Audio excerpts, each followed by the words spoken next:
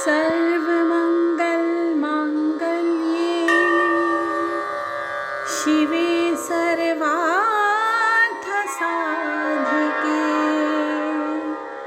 शरण्ये त्र्यम्बके गौरी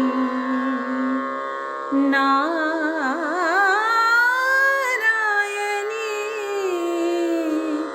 नमोस्तुते।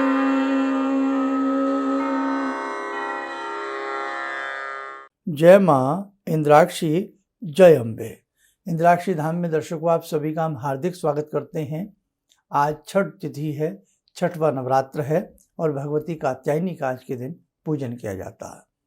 देवी कात्यायनी सभी साधकों के ऊपर अपनी कृपा बरसाएं, सभी के कार्य सिद्ध हों और जितने भी हमारे जीवन में विघ्न चल रहे हैं भगवती की कृपा से वो विघ्न दूर हो जाएं। आज का पाठ, आज कौन सा भोग लगेगा, कल कौन सा पाठ रहेगा, भगवती को कल के दिन क्या भोग लगाया जाता है, सारी चीज़ें छोटे से अंक में बताने वाले हैं। आइए पहले आज का हम पंचांग जानें। 20 अक्टूबर सन 2023, दिन शुक्रवार, संवत 2080, आश्विन मास, शुक्ल पक्ष, तिथि षष्ठी, नक्षत्र मूल। आज जन्मे जातक गणमूल नक्षत्र की श्रेणी में रहेंगे। राहु काल 10:30 से 12, दिशा सूल पश्चिम दिशा। नवरात्र कैसे फटाफट बीत रहे हैं पता नहीं लग रहा है, और आपकी जो 40 दिन की साधना है और जो नवरात्र की साधना है वो भी भगवती की कृपा से मुझे पूर्ण विश्वास है आपकी बहुत अच्छी चल रही होगी। देवी की कृपा सभी के ऊपर बरसेगी, आप चिंता मत करना। मन को आलस्य में मत लाने देना। जो आपने अपना प्रतिदिन का रूटीन बनाया है उस रूटीन पर बने रहना, डटे रहना। एक न एक दिन आपका ये आज जो भगवती के प्रति समर्पण है, निष्ठा है, भाव है, वो भाव उजागर होगा। जगजननी की कृपा आप सबको प्राप्त होगी। तो आज भगवती कात्यायनी का पूजन करना, जिन्होंने सुबह कर लिया है या जो शाम को करेंगे या थोड़ा लेट करेंगे, तो भगवती देवी कात्यायनी त्वरित प्रसन्न होने वाली माँ है, बहुत शीघ्र प्रसन्न होती हैं और शत्रु मर्दनी है ये। इसलिए हम सबको बहुत अच्छे से निष्ठा भाव से भगवती कात्यायनी का आज के दिन पूजन करना चाहिए। कल जो भगवती का स्वरूप रहेगा, सप्तम स्वरूप रहेगा, भगवती का स्वरूप काल रात्रि रहेगा। और कल आपका पाठ भी पूर्ण हो जाएगा जिस विधि से हमने बताया है। तो आज छठे नवरात्र में हम कौन सा पाठ करते हैं वो भी आप जान लीजिए। आज छठे नवरात्र में केवल 11वां अध्याय पढ़ा जाता है। जो प्रतिदिन 13 के 13 अध्याय पढ़ते हैं या और किसी विधि से अपनी दुर्गा सप्तशती को पढ़ते हैं, क्योंकि अनेकों प्रकार की दुर्गा सप्तशती को पढ़ने की, मथने की अनेकों प्रकार की विधियां हैं। लेकिन बहुत लोग सिंपल तरीके से 13 अध्याय रोज पढ़ लेते हैं और बहुत लोग और भी अधिक सरल तरीके से, जैसे हम बता रहे हैं, 7 दिन में एक अध्याय पूरा हो जाता है। ये उन लोगों के लिए जो सभी व्यस्तम रहते हैं और बहुत ज़्यादा विधि विधान नहीं जानते हैं। ठीक है, तो आज कौन सा अध्याय रहेगा? आज भगवती का 11वां अध्याय रहेगा। 11वां अध्याय बहुत अच्छा अध्याय है, बहुत मन से पढ़ोगे तो सारी बातें समझ में आएंगी। और आज जो भगवती को भोग लगेगा वो मधु का भोग लगेगा, शहद का भोग लगेगा।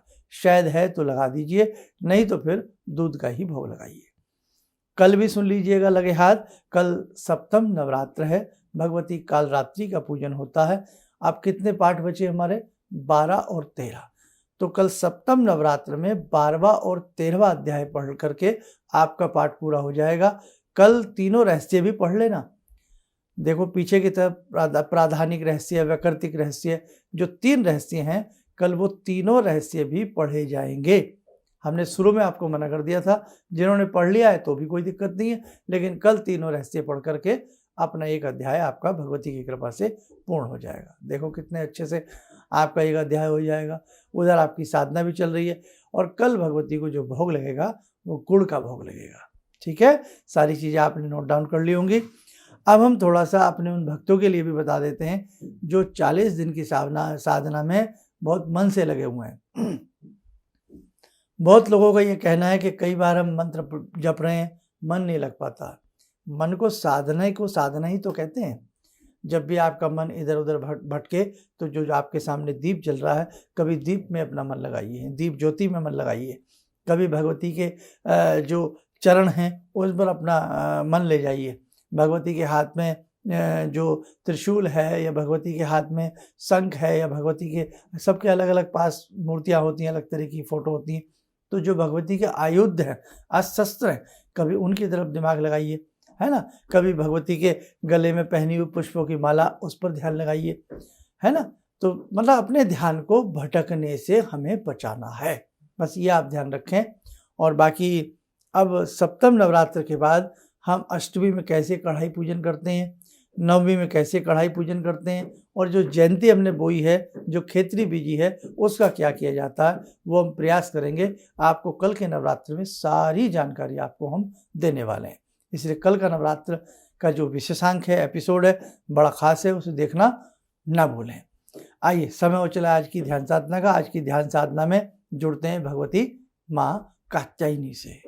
ॐ सिन्दूरारुणविग्रहां त्रिनयनां माणिक्यमूलस्फुरात् स्तारानायकशेखरं स्मितमुखी वापेन वक्षोरुवां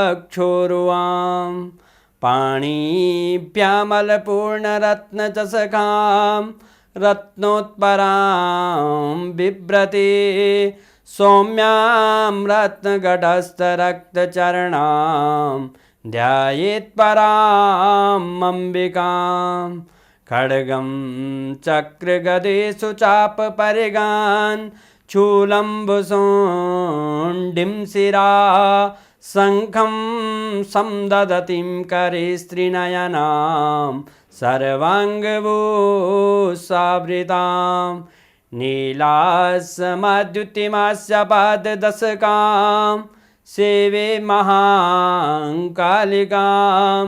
यामास्तो स्वपितैहरो कमलजो हन्तुं मधुं कैटवं विद्युद्दामसमप्रभां मृगपते स्कन्दस्थितां भीषणां कन्या विहकरवालखेटविलसा धस्ताविरासेवितां हस्तैश्चक्रगदाशिखेटविशिखां चापं गुणं तर्जनीं विप्राणामलिलात्मिकां शशिधरां दुर्गां त्रिनेत्रां भजे। कवच बना लें, ध्यान करें, भगवती का शुभ आशीष हम सभी भक्तों के ऊपर बरस रहा है।